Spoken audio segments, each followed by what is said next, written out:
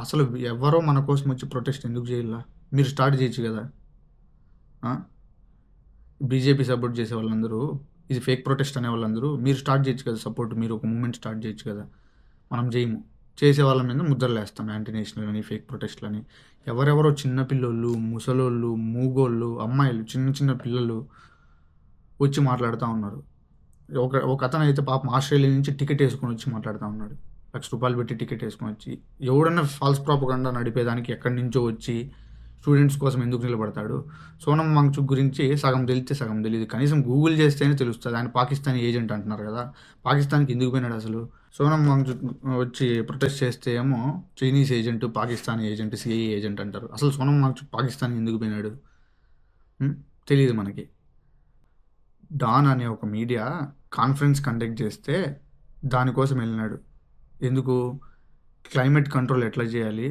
Natural resources, water resources ఎట్లా వాడుకోవాలనే strategies discuss చేయడానికి వాళ్ళు ఒక మీటింగ్ కండక్ట్ చేసి అందుకు పోయినాడు. మనకు అవన్నీ తెలీదు. వేయడమే ఎవడో ఇన్‌స్టాగ్రామ్‌లో పెట్టేస్తాడు వీడియో. అది చూసి కమెంట్ చేయడం. మళ్ళీ ఆ తర్వాత లదాఖ్ సెపరేట్ స్టేట్ కావాలని చెప్పి అడిగినోనికి మనం ఎట్లా సపోర్ట్ చేస్తామంటే, లదాఖ్ సెపరేట్ స్టేట్ ఇస్తామని చెప్పిందే బీజేపీ గవర్నమెంట్. వాళ్ళ ఎలక్షన్ ప్రచారాలు చేసుకునేటప్పుడు.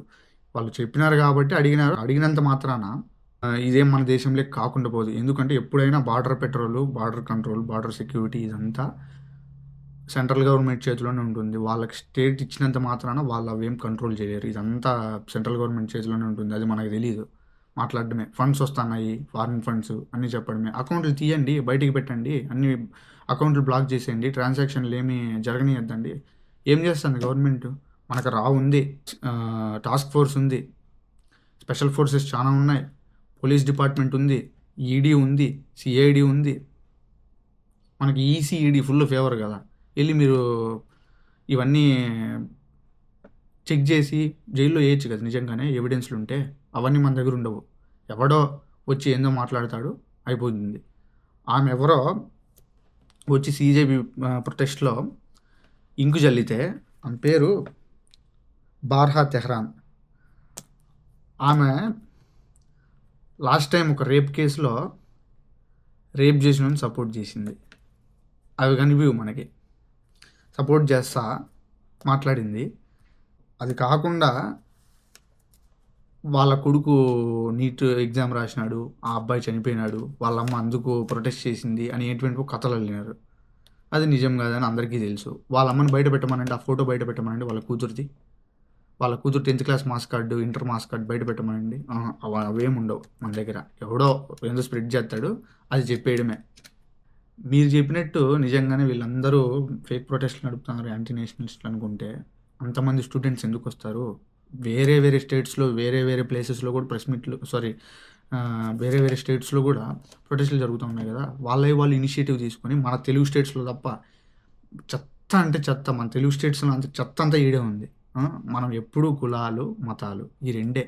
ఎవడో వచ్చి తప్పు వాళ్ళదే, సీజేపీ ప్రొటెస్ట్ వాళ్ళదే. వాళ్ళు వచ్చినారు, వాళ్ళు వచ్చి మాట్లాడేటప్పుడు కండెమ్ చేయాల్సింది. మీరు కులాలు, మతాల గురించి మాట్లాడొద్దండి. ఇప్పుడు ప్రొటెస్ట్కి సంబంధించింది only NEET paper leak, Dharmendra Pradhan resignation, accountability గురించి మాత్రమే మాట్లాడండి అని చెప్పలేదు. మైక్ తీసుకొని ఆడే ఉండాల్సింది. చెప్పకుండా వాళ్ళు ఎవరెవరో వచ్చి కామెంట్లు వేసిపోతే వాళ్ళు సైలెంట్గా ఉన్నారు. మనకి ఇంకా అదే దొరికింది. అంతవరకు అది ఫేక్ ప్రొటెస్టు, ఆప్తో మనకి లింకులు ఉన్నాయి అని చెప్పి ప్రోపగండా నడిపినారు. ఆ తర్వాత ఇది వచ్చింది కదా మనకి. ఇంకా అస్సలే కులమతం టాపిక్లు వచ్చినాయంటే మనం ఆగము, స్ప్రెడ్ చేయాల. అసలు అది కూడా బీజేపీ వాళ్ళు మాట్లాడుతున్నారు కులం మతం గురించి. మనం హిందువులు తప్ప ఎవరు ఉండకూడదు ఏ దేశంలో అని ఉండేవాళ్ళు మనము. మళ్ళీ మనది diversified country, largest democratic country అని చెప్పుకుంటాం, కానీ హిందువులు మాత్రమే ఉండాలి దేశంలో. ఇది డైవర్సిఫైడ్ కంట్రీ. ఆర్ఎస్ఎస్ వాళ్ళంతా వచ్చి ఎవడెవడు వచ్చి కొట్టేసిపోతాడు స్టూడెంట్స్ని. అవి మనకేం కనపడవు. సివిల్ డ్రెస్లో ఉన్నోళ్ళు, పోలీసు వాళ్ళు చూస్తా గమ్మునుంటారు. అదొకటి పెడితే ఇంత జరిగితే కూడా కనీసము ఆ సీజేపీ వాళ్ళు మాట్లాడలేదని చెప్పి చిన్నగా వాళ్ళ మీద ఈ క్యాస్ట్, రిలీజియన్, పాలిటిక్స్ చేస్తున్నారు వీళ్ళు అని చెప్పి వాళ్ళ మీద అట్లా తోసేసి దాన్ని అడ్డం తోసేదాన్ని చూసినారు. అసలు మీడియా ఉంది, $33 బిలియన్ గోడీ మీడియా పైన స్పెండ్ చేస్తారు. అన్ని ఛానల్స్ 90% అంబానీ, అదానివే. ఏవో 1-2 ఛానల్స్ తప్ప. వాళ్ళు కూడా నిన్న పోలీసు వాళ్ళ గురించి ఏం రాసినారు? పోలీసు వాళ్ళకి 50 మందికి ఇంజూర్ అయింది అని చెప్పి రాసినారు. కానీ పేపర్లో స్టూడెంట్స్ని వాళ్ళు కొట్టింది కానీ టియర్ గ్యాస్ వాడింది కానీ, గన్స్ ఏం చేసింది కానీ ఇవేం రాయరు.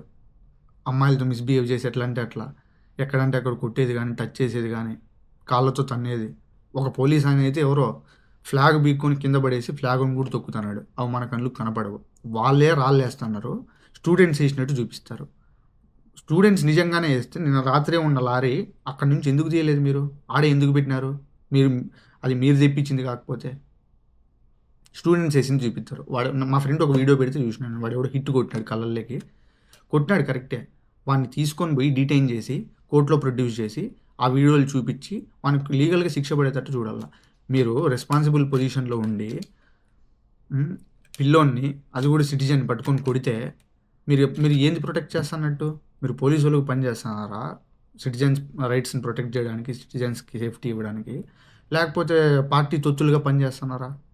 గుండాల్లాగా ఎందుకు బిహేవ్ చేస్తున్నారు? మనకి ఇవన్నీ కనపడవు. సరే, ఈ టాపిక్లన్నీ పక్కన పెడదాం.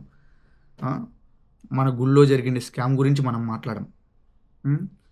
Largest beef exporter of the country, beef exporter in the world A country? మన ఇండియా. మనం దాని గురించి చెప్పం. లాస్ట్ 3 ఎలక్షన్ల నుంచి మనం అదే ప్రచారం చేసుకుంటున్నాం.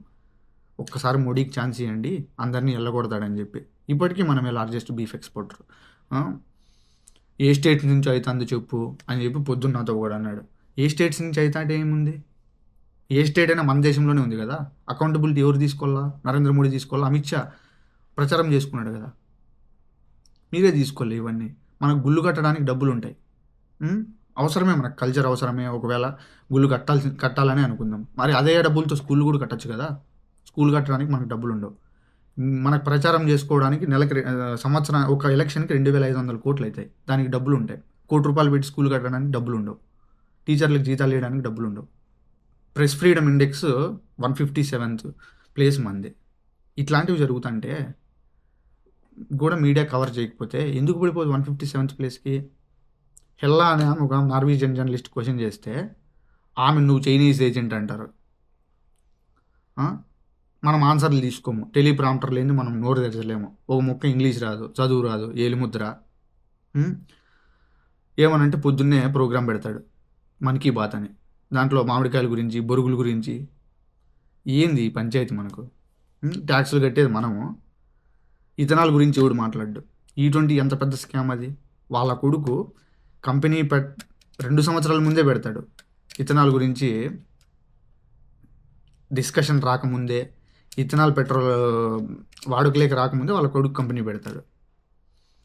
దీని గురించి అడిగిన వాళ్ళని ఇథనాల్ కంపాటబుల్ కాదు కదా వెహికల్స్, ఎందుకు ఇథనాల్ వాడిపిస్తున్నారు, అట్లీస్ట్ మాకు ఆప్షన్ ప్రొవైడ్ చేయొచ్చు కదా ప్యూర్ పెట్రోల్ అని చెప్పి అడిగితే దాని గురించి మాట్లాడరు. యాంటీ నేషనల్ వాడు. థింక్ స్కూల్లో అడిగితే క్వశ్చన్ చెప్పినాడు కదా నితిన్ గడ్కరీ, ఇట్లా మాట్లాడే వాళ్ళందరూ యాంటీ నేషనల్ అని. మీకు కొంచెం సిగ్గు ఉందా డిఫెండ్ చేసుకునేదానికి? మీరు ఒకసారి మీ బుక్ మాన్యువల్ తీసి చూడండి. E5, E10 ఆ 2 నెంబర్లే ఉంటాయి. మ్యాక్సిమం అయితే E15 ఉంటుంది. E20 తెస్తున్నారు. డబ్బులు తగ్గిందా? 20% పెట్రోల్ కల్తీ అవుతుంది కానీ, 20% ఇథనాల్ కలుపుతారు కానీ 20% రేట్ తగ్గిరు.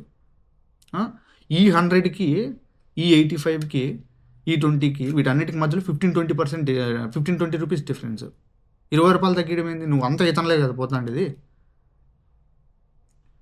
ఇవి అడగరు.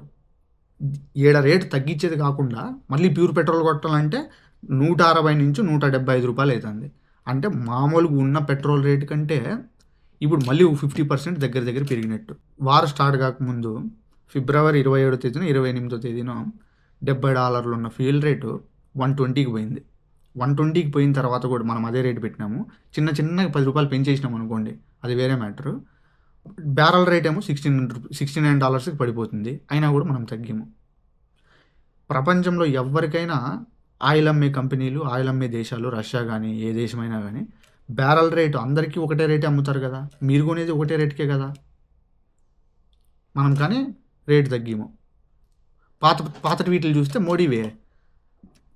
డిజాస్టర్ గవర్నమెంట్, వీళ్ళు అసలు పెట్రోల్ రేట్ల వల్లే ఇట్లా అయిపోయింది దేశము, అకౌంటబిలిటీ తీసుకోరు. ఈ అకౌంటబిలిటీ మీరు ఎందుకు తీసుకోరు? రిజిగ్నేషన్ అడగడం తప్పేముంది? ఇప్పుడు మీరు ఆఫీస్లోకి పోతారు, 2 సార్లు సరిగ్గా పని చేయరు, 3 సార్లు చేయరు, తీసేస్తారు కదా మిమ్మల్ని. వాడు ఇంకొకరిని తెచ్చుకుంటాడు. మీకు వాళ్ళకి తేడా ఏముంది? మేమెందుకు దిగిపోమని అడగకూడదు? మీ ఇన్కాంపిటెన్స్ చూసి మేమెందుకు మిమ్మల్ని దిగిపోమని అడగకూడదు? మీరు సరిగ్గా పరిపాలిస్తే మేమెందుకు దిగిపోమని అడుగుతాము. 2024లో పేపర్ కాలిపోయి నీట్ పేపర్ లీక్ అయ్యి ముక్క దొరికితే, ఆ ముక్క నుంచి ఈ స్కామ్ అంతా బయటపడితే మనం ఏం చెప్పినాము? అపాలజీ చెప్పలేదు. కనీసం ఇది ఎట్లా జరిగిందో ఇన్వెస్టిగేట్ చేయలేదు. ఇవన్నీ ఏం లేవు. నెక్స్ట్ టైం నుంచి ఇట్లా జరగకుండా చూసుకుంటాము అని చెప్పి దాన్ని కొట్టిపడేసినారు. ఇప్పుడు 22 మంది చచ్చిపోయినారు. దానికి ఎవరు రెస్పాన్సిబుల్? మీరు రెస్పాన్సిబుల్ కాదు కదా. మీరు ఇప్పుడు వాళ్ళు చచ్చిపోయిన వాళ్ళు మాత్రం తిరిగి రారు కదా. మీరు నీట్ పేపర్ మేము తిరిగి కండక్ట్ చేసినామంటే వాళ్ళు తిరిగి రారు కదా. దానికి ఎవరు అకౌంటబిలిటీ తీసుకుంటారు? మోరల్ రెస్పాన్సిబిలిటీ లేదు. ఇవన్నీ లేవు. పొలిటీషియన్స్ లాస్ట్లో ప్రీవియస్లో ఇచ్చినారు కదా రిజిగ్నేషన్. ఎందుకు? వాళ్ళ మోరల్ రెస్పాన్సిబిలిటీ తీసుకొని ఇచ్చినారు. మనకు ఫస్ట్ మోరల్ రెస్పాన్సిబిలిటీ అంటే ఏంటో తెలియదు. మీ కొడుకులు మీ కూతుర్లేమో విదేశాల్లో సెటిల్ అయిపోయి వాళ్ళు సిటిజన్షిప్ అక్కడ తీసుకుంటారు. ఈడున్న వాళ్ళు మాత్రం మీరు చేసే స్కాములకి మేము రావాలా.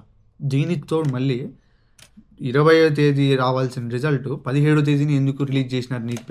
నీట్ పేపర్లుకి రిలీజ్ చేసిన నెక్స్ట్ ఫ్యూ అవర్స్లోనే పేపర్ రిజల్ట్ రిలీజ్ చేసినారు. ఎందుకు రిలీజ్ చేసినారు అంటే ఇప్పుడు ఈ క్వశ్చన్లు అడిగే స్టూడెంట్స్ అందరూ నీట్ ఎగ్జామ్స్ కోసం వెళ్ళిపోయి వాళ్ళు అక్కడ డైవర్ట్ అయిపోయి రిజల్ట్స్ చూసుకునే దాంట్లో బిజీగా ఉంటారనే.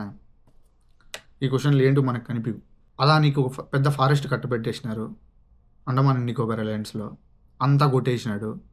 మళ్ళీ వచ్చి మనము జనాలకి హీట్ వేవ్ గురించి లెసన్లు చెప్తాం.